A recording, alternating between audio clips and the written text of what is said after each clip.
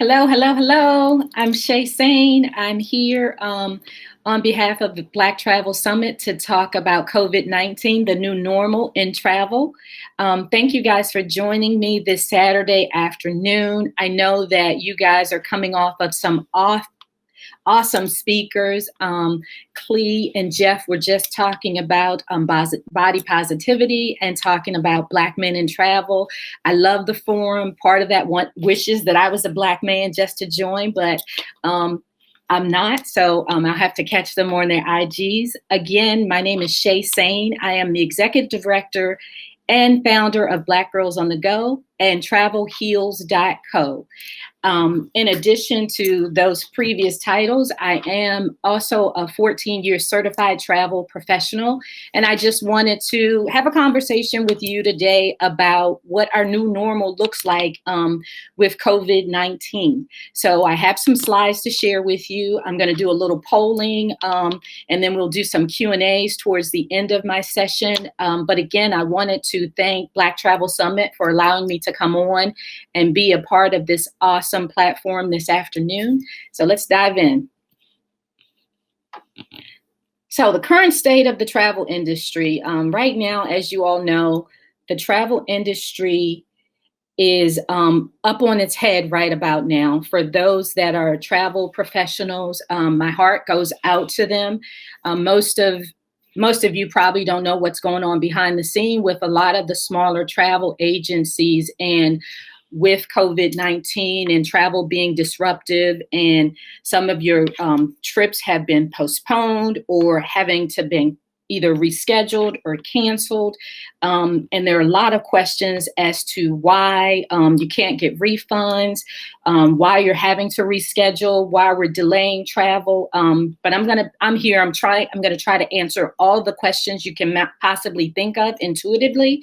In addition to that, at the end of this call or our chat, you'll be able to ask me a few questions. So my first slide up here is talking about travel agency professionals, the airlines, hotels, and tours. As we've already started to see, some countries are opening back up. In addition to some of the states have started to open back up gradually. And one of the things I would encourage people to do is to not be in a rush to travel. The reason being is there's so much uncertainty for us as U.S. citizens when we travel. We don't know what the country conditions are going to be like for us. We don't know what the requirements are going to be like for us. I know for me, with Black Girls on the Go, we plan group travel for women as a way to heal. And one of our tours that we're rescheduling is Greece. That was scheduled for June of this year. And although Greece is going to be opening up in early July, for me, there's so many uncertainties, meaning that if we are able to get a flight out of the US into Greece, we don't know what the requirements are going to be like. Are they going to require us to be able to demonstrate that we are COVID-19 negative? And if they do put that requirement on us as US citizens, it's going to be a very hard obstacle for us to overcome, considering how limited testing here is in the US. So that's one of the reasons why our Greece tour is delayed. In addition to that, some of the hotels are not fully opened.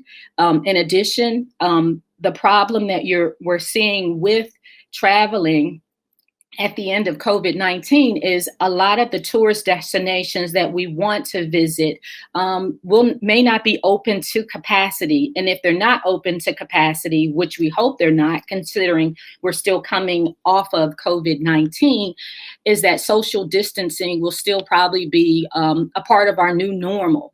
And with social distancing and going to visit large museums, that means that the lines are going to be extremely long, and then it's going to water down your experience for touring. In addition to, we all want to tour and travel safely. So the best thing that I could recommend, and of course, this is me as a travel professional saying, don't rush out to travel. My next slide here, again, it talks about country status. If you want to know the country status for any place that you're considering touring, I direct you to the Department of State website. that is your number one source for information. I know there's a lot of misinformation out from people sharing things on social media, things getting misinterpreted, and some people adding their own spin, and then of course causing there to be conflict in what we see and what we believe. But your number one trusted source is going to be the Department of State website. You can go to their website, look up any country that you are planning to visit. It will let you know if it's safe to visit. It'll actually give you recommendations. I think most countries are at a level 4, which is a very strong warning for traveling. You will be able to, if you like, travel, but we are encouraging people to stay at home and stay safe. There are a lot of trips that are being canceled. They're being canceled because, one, you may not be able to get a flight out of the U.S. to some of the countries. Specifically internationally, you want a tour. So you definitely want to pay attention to those canceled tours, canceled trips. I know that Department of Transportation issued a warning to the airlines for canceled trips because they weren't given refunds. And most U.S. airlines have started to incorporate that. If you have a flight that was canceled, you are entitled to a refund. However, if you booked with a travel agency, a tour company, that may be a little bit different because the rules are a little different. I can tell you that if you have a tour planned or a trip planned with someone and your trip is canceled, delayed, before doing anything, reach out to that tour operator and have a conversation with them about what's happened with your rescheduled tour, because that's going to give you the best information to allow you to recoup some of your costs if you didn't have travel insurance. And for those of us that did have travel insurance, in most cases, some of the things that I'm seeing with some of the travel insurance companies I deal with is that pandemic is not covered. So a lot of us, although we've paid for travel insurance, and you think that you can invoke the clauses of your travel insurance, it may not be honored, and you may be forced to deal with the tour operator or the person that put together your tour. So you definitely want to reach out to them to get clarification.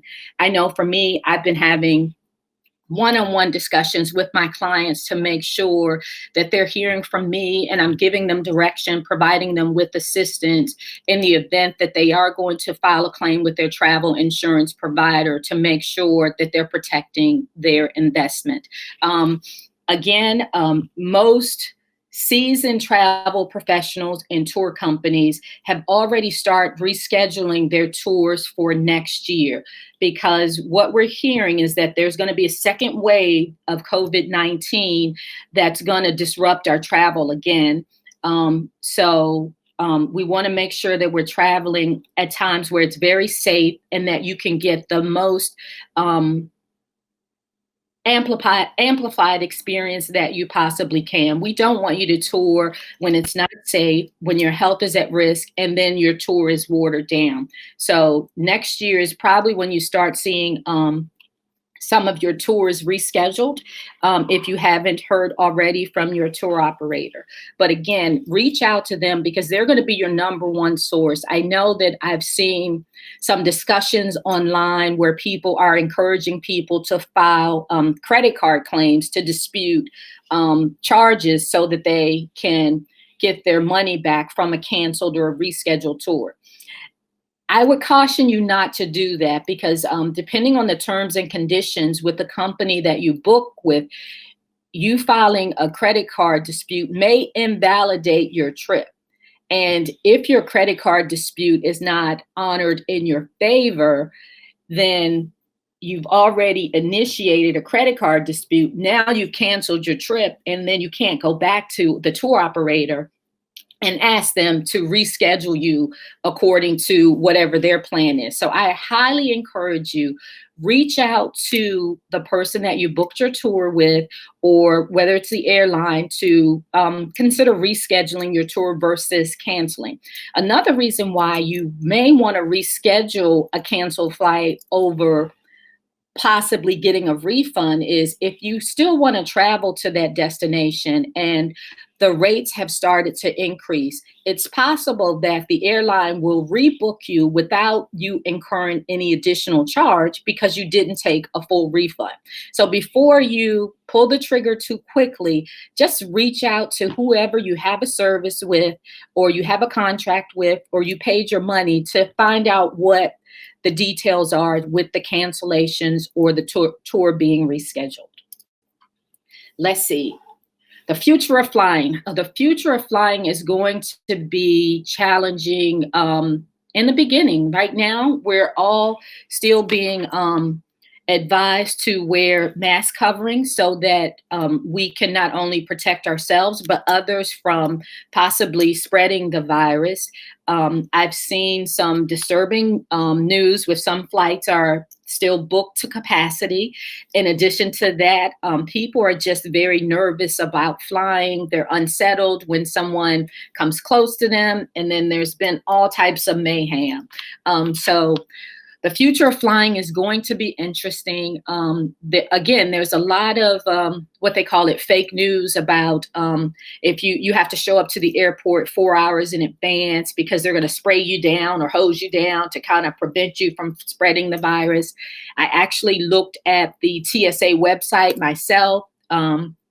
Reached out to Ask TSA via Facebook, and they answered my questions like instantaneously.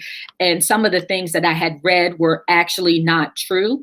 But before you venture out to flying, reach out to the airline you're flying with. They will answer all of your questions. I just called Southwest yesterday myself to clarify some things about Southwest, because I had heard that Southwest was one of the airlines not requiring people to wear face coverings. And that's not true, because I have a flight coming up towards the middle of June, and they confirmed that everyone that's flying on the flight is going to actually have to have mask coverings. They're also still practicing social distancing in the sky, which is great to hear. I know for a person like myself that travel is such a big part of my mental health that I'm watching the flights and I'm watching the prices, and right now they're still relatively low because they want people to start flying again. So if you're looking for some cheaper flights, you're going to see them early on when things start reopening up. But all the economists and everybody's already warning that the flights, the fares are expected to increase because the number of flights that are actually flying will reduce. And then, of course, the number of people that they'll have on flights will be minimum. So the price is going to increase. So early on, you'll see discounted fares, also discounted hotels, because the hotel industry was also very hard hit, and a lot of the hotels closed down. And now that things are starting to open up, they're bringing people back from off of furlough.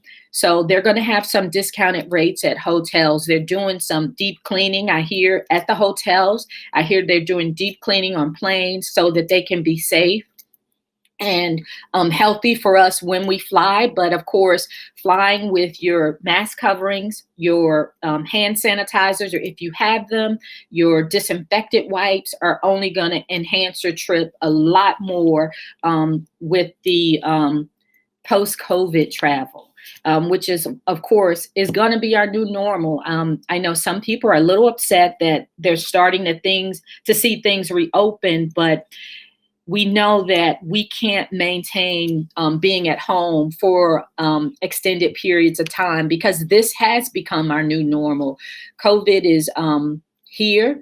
And from what we know, what we read, what we see, it's going to be here for a while. Again, they're expecting a second wave to come through.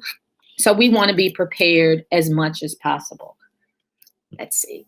My next slide is a poll, and this is something I thought would be allowing us to just understand how people are feeling about traveling post-COVID-19 or as a part of the new normal. So the question is, how soon after the travel bans are lifted do you feel comfortable traveling?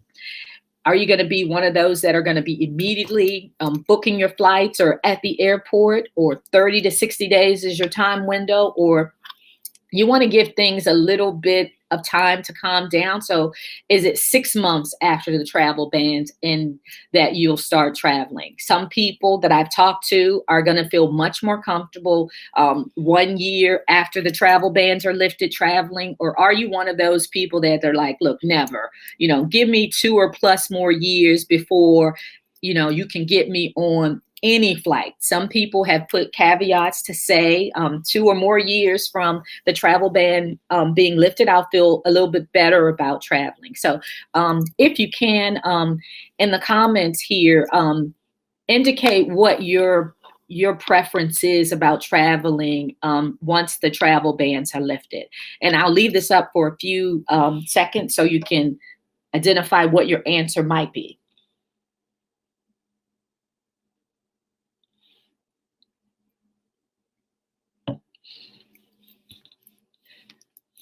So again, this is just an unofficial poll just to get a sense of how you guys are feeling about traveling in our new normal.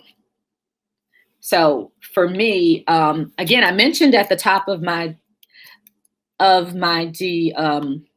in my opener that I am the executive director and founder of Black Girls on the Go and Travel Heals. I strongly believe in the healing power of travel, and I know that we will be able to travel again soon.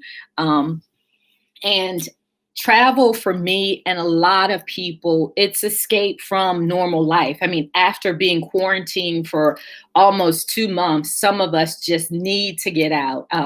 For me, I say travel is my therapy. And right now, this coronavirus is keeping me away from my therapist. So I need her to clear out, make way for them to improve on, the spread of the virus, and I'll be on a flight somewhere. Probably it's going to be some domestic travel for me before I can travel internationally. For me, travel has also been a way for me to heal from past trauma. And I've connected with many women where we're able to come together to talk about some of the things that have traumatized us in our early childhood and even in our adult life. And building sisterhood is very important to me and what I speak about most. I even have a travel community here on Facebook. The Facebook group, we used to be Black Girl Travel Movement, and you will find us on Facebook if you want to join our already existing 25,000 member Facebook group. It is under Black Girl Travel Movement, but we are officially now Black Girls on the Go. And we have a bunch of powerful women that travel with us. As a matter of fact, we're working on our own webinar, and we're going to be doing our virtual self-care beach weekend on the weekend of June 5th and 6th. You can connect with me on our Instagram page, which is official Black Girls on the Go, to learn more about our upcoming virtual self-care beach weekend. We also have a fan page by the same name, Black Girls on the Go. And again, we have a Facebook group, which is it was Black Girl Travel Movement, Black Girls on the Go. You can find us also on Facebook. And now I'll attempt to do something a little bit fancy here and try to go to some questions.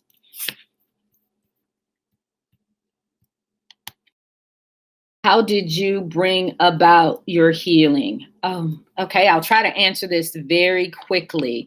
For me, for years, I suffered from depression, which is also known as an invisible disability. I recently, in the last 2 years, was diagnosed with fibromyalgia, where I'm in constant pain. And for me, I started solo traveling. Like most of the panelists that were on, solo travel is very empowering. It brings about accountability. It allows you to refocus on the things that are important to you. And, for us as women, we tend to shift our time, effort, and energy to our family, our relationships, to other people, and we often neglect ourselves. And I've been doing a lot of neglecting myself where mentally I was just bogged down. And once I started traveling, I was able to tap into power and strength that I didn't know I had. And I wanted to also expose other Black women to the healing power of travel. So for me, whenever I'm too stressed or too inundated, I just, for whatever reason, getting on a flight just starts that decompression for me. And then when I get in destination, whether it's Paris, Dubai, Greece, which is one of my favorite places to visit. And of course, I've been to just about every continent. There's some that I haven't been to because of the long flights, but eventually we'll get there. But travel for me is just very therapeutic. And then when you connect with other women that have gone through some of the same things that you have, it just gives you power. It allows you to connect, and it confirms for you that some of the things that you've gone through are not in vain and you're not alone. So let me see if I can scroll through and see any other questions. I see from Dee Dee, she said that she actually feels safer in Airbnb because I feel I can cling to my satisfaction as well. Yeah, Airbnb are excellent options for travel. I actually love Airbnbs myself. Been looking at some recently for a family vacation back to Orlando, which has always been a great place for me and my children and my family. So Airbnbs are definitely a plus.